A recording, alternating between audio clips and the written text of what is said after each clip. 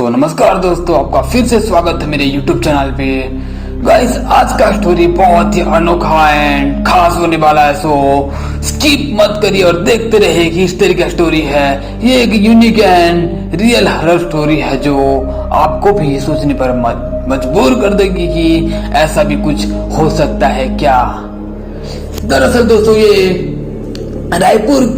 छत्तीसगढ़ रायपुर में घटा एक सच्ची कहानी पे आधारित स्टोरी है जो घटा था 2005 को एक रिक्शा वाले के साथ। दोस्तों, चलिए चलते हैं 2005 में और वो रिक्शा वाले के साथ क्या क्या घटा था, पूरा वाकया जानते हैं। दोस्तों, तो रिक्शा वाला था वो उड़ीसा का रहने वाला था और रायपुर में आया था जॉब के सिलसिले में। दरअसल उसको जॉब कहीं पर ढूंढने के बावजूद भी उस टाइम पे जॉब नहीं मिल रहा था। थक हार के वो एक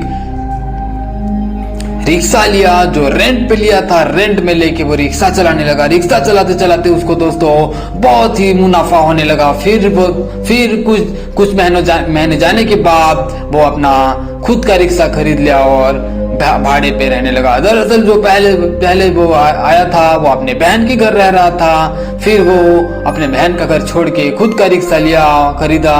उसके बाद वो एक रेंट पे घर ले लिया।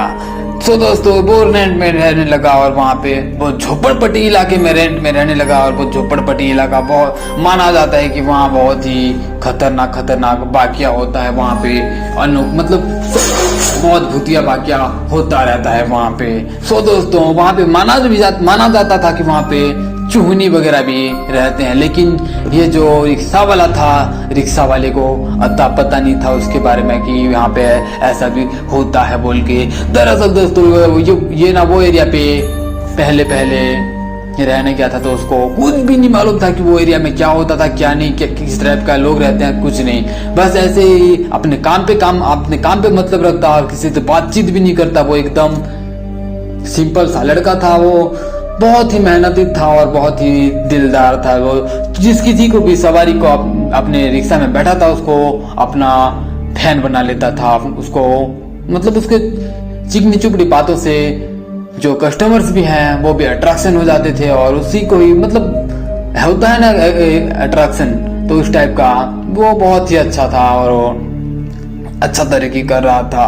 दोस्तों, उसको पता भी नहीं था कि उसके ऊपर कितनी बड़ी मुसीबत आने वाली है। और वो जब कभी भी जाता मतलब काम से घर जाता, घर जाने के पहले एक घर पड़ता, वहां पे एक रहती थी एक चूहनी। उसकी नजर हमेशा वो रिक्शा वाले के ऊपर एक्टिविटी के ऊपर मतलब रहता था। क्या वो रिक्शा वाले क्या करता था, कहाँ जाता था, क्या नहीं करता था, कितना बजे घर आता था, कितना बजे खाता था, कितना बजे सोता था, यहाँ तक कि कितना बजे नहाता था। ये सब का भी नॉलेज वो रखती थी क्योंकि वो अकेला रहता था तो वो हमेशा उसका जासूस करती रहती थी। उसके बारे में जानने की उसको इच्छुक रहती थी क्योंकि वो थी एक चूहनी। दोस्तों, चलिए चलते हैं चूहनी के बारे में जानते हैं। दरअसल ये चूहनी जो होती हैं, जो वैम्पायर आप सुने होंगे, टीवी में देखे होंगे, वैम्पायर जो वैम्पायर टाइप के वैम्पायर की कैटेगरी में ही आते हैं ये चूहनी लोग। दरअसल वो वैम्पायर जो होते हैं वो काट के खून चूसते हैं और ये लोग जो हैं साधना करके सिद्धि करके ये लोग एक धागा की मदद से खून चूसते हैं। तो इनको कहा जाता है चूहनी, जो कि साधना के बदौलत खून चूसते हैं। और दरअसल इनका जो साधना होता है वो बिल्कुल न्यूडली होता है। न्यूडली गाइस, बिल्कुल न्यूडली ये लोग साधना करते हैं और रात को निकलते हैं, तकरीबन 12 बजे के बाद निकलते हैं खून चूसने। और जिस किसी को भी ये ठान ले इसका खून चूसना मतलब उसको चूस कर ही रहती हैं और उसको कभी उसका पीछा छोड़ती ही नहीं। तो वो ऐसा ही बहुत मतलब जो चूहनी थी वो रिक्शा वाले के ऊपर अपना नजर गड़ाए रखी थी और वो उसको छोड़ने का नाम ही नहीं ले रही थी। उसके पीछे ही पड़ गई थी वो चूहनी। दरअसल कुछ दिन जाने के बाद अमावस्या का रात आया और अमावस्या का रात आपको पता है कितना काली रात होता है उस टाइम गाइस। काली रात में वो अपना साधन वगैरह करने के बाद हवन वगैरह जो करते हैं वो सब करने के बाद वो निकली खून चूसने। जो शिकार का वो बहुत दिनों से नजर, जिस शिकार के ऊपर बहुत दिनों से नजर रख रही थी, वो चूहनी निकल गई वो रिक्शा वाले के घर के सामने, बिल्कुल ही घर के सामने। रात का टाइम था और आपको पता है वो सिटी होने के बावजूद भी वहां पे लोग सो गए थे, क्योंकि वो झोपड़पट्टी इलाका था। और झोपड़पट्टी इलाके में हर कोई काम जाता है, काम करेंगे तो खाएंगे और नहीं करेंगे तो भूखे सोएंगे। तो वैसा वाला वाकया होता था वहां पे। तो हर कोई थक हार के आके जल्दी सो जाता था। सो दोस्तों, थक हार के आके जल्दी सो जाने के कारण वहां पे वो पहुंची रात के 12:30 बजे। अपना साधन सिद्धि वगैरह करने के बाद वो वहां पे पहुंची 12:30 बजे। और पहुंचने के बाद वो जो रिक्शा वाला सोया था उसका छत ऊपर के चढ़ने के बाद आप समझ सकते हो, रिक्शा वाला मतलब झोपड़पट्टी इलाका में रहता था, तो थोड़ा बहुत हटाने के बाद वो ऊपर चढ़ी, थोड़ा बहुत हटाई तो वो रिक्शा वाला नीचे सो रहा था। ऊपर से देखिए और वो अपना जो सिद्धि गई थी वो अपना मंत्र तंत्र कर रही और वो धागा फेंकी।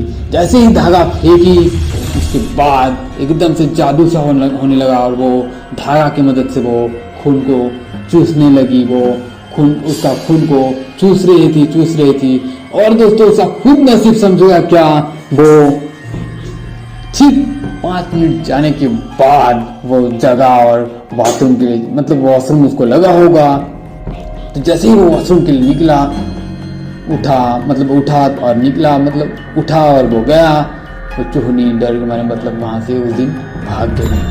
फिर दोस्तों नेक्स्ट दिन जब वो रिक्शा वाला सुबह उठा, उठने के बाद उसको हुआ अजीब सा फीलिंग्स हुआ उसको कि मेरे साथ क्या हो रहा है, मुझे इतना आलसीपन क्यों लग रहा है। मतलब उसको बहुत आलसी सा फील हुआ, बहुत मतलब एनर्जी नहीं है बॉडी में, उस टाइप का फील हुआ। तो वो आज काम नहीं जाता हूँ, मैं शायद मेरा तबीयत खराब है बोल के वो काम उस दिन नहीं गया।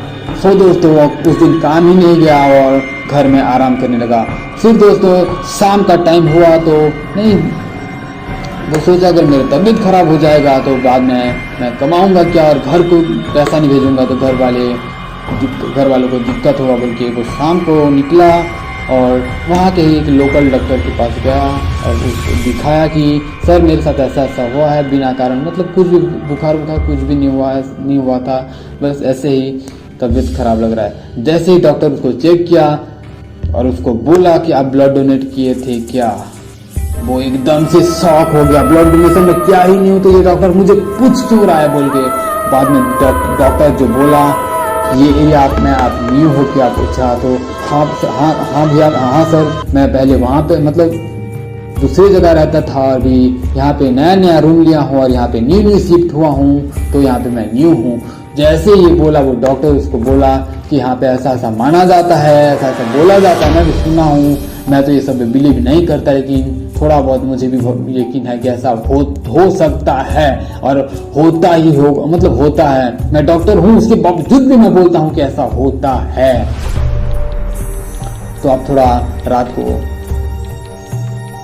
देख कर सोइए। आप न्यू हो तो आपको कुछ नहीं पता है एरिया के बारे में। दरअसल यहाँ पे चूहनी वगैरह खुले आम घूमते रहते हैं, सो बच के रहिए चूहनी से बोल के इतना सलाह दिया। और वो टैबलेट वगैरह कुछ लिखा और फल फ्रूट्स खाने का सलाह दिया और उसको भेज दिया। तो दोस्तों वो रात को वो सो ही नहीं पाया और वो चूहनी का अवॉइड करने लगा, क्योंकि उसको पता था कि आज भी वो शायद आएगी। और सच बात दोस्तों, वो चूहनी जो है अपना जो काम वगैरह खत्म की, जो साधन वगैरह होता है वो खत्म किया और बिल्कुल ही 12:30 बजे वहां उसी घर के ऊपर चढ़ी। ऊपर चढ़ने के बाद वो ऊपर चढ़ी और जहाँ पे वो पिछले रात को फाड़ी थी वहीं से ही सुई फेंकने लगी। जैसे ही वो सुई के साथ धागा फेंकी, वो धागा जैसे ही वो देखा, मतलब वो सोने का नाटक कर रहा था लेकिन सोया नहीं था, क्योंकि उसको पता था कि आज भी चूहनी आने वाली है। जो सेकंड वैम्पायर होते हैं ना, उसका उसी टाइप का ये लोग रहते हैं। जो वैम्पायर होते हैं वो डायरेक्ट खून चूसते हैं और ये जो है चूहनी जो है उसी कैटेगरी में आते हैं। ये लोग धागा से खून चूसते हैं। सो दोस्तों जैसे ही वो आई मतलब साउंड आता है ना गाइस, जो ऊपर चढ़ेगा, कोई ऊपर चढ़ेगा तो आपको पता नहीं चलेगा, आप नीचे सोए रहोगे। उसको पता चला, भनक जैसे ही लगा, वो वहाँ से निकल गया तुरंत और देखने लगा ऊपर में। तो क्या पाता है आपको, अब वो देखता है एक जवान लड़की बिल्कुल ही नंगी उसके छत में बैठी हुई थी। जैसे ही वो देखा तो वो एकदम से डर गया, सहम गया और मतलब चिल्लाने लगा कि चोर चोर चोर चोर चिल्लाने लगा। फिर बाद में वहाँ लोग इकट्ठा हुए और देखे तो वो एक नौजवान लड़की, पता नहीं रात का टाइम था तो वो लड़की थी, औरत थी, क्या थी पता नहीं, लेकिन वो एक लड़की ही थी, नंगे ही वहाँ पे उसकी छत में थी। तो वो चिल्लाया तो वहाँ के आस पड़ोस के लोग जग गए और उसको वहाँ से दौड़ाते उसको वहाँ से भगा दिए। अगले ही दिन से वो एरिया ही छोड़ दिया और वो अपना गांव चला गया। इसे उसका खुद नसीब समझो या बदनसीब, ये तो ऊपर वाला जानता है। जैसे कि देखो, पिछले अमावस्या वाले रात के दिन वो उसका जगना, ये उसका खुद नसीब नहीं है तो और क्या है। अगर वो उस दिन नहीं जगता तो उस दिन उसका सोते सोते ही मौत हो जाता, सोते सोते ही उसका डेथ। सो दोस्तों, अगर आपको मेरा स्टोरी अच्छा लगा तो प्लीज फ्रेंड मेरा चैनल को सब्सक्राइब करिए और साथ ही साथ बेल आइकन को प्रेस करिए ऐसे ही रियल हॉरर स्टोरी देखने के लिए, ताकि मैं जब कभी भी न्यू वीडियो डालूं आपके पास नोटिफिकेशन सबसे पहले पहुंचे। सो चलिए चलते हैं। सो आप लिख कर मुझे वहां पे भेजिए, हो सकता है कि अगला वीडियो जो है मैं आपके टॉपिक के ऊपर बनाऊं। So thank you for watching my video. जय श्री राम।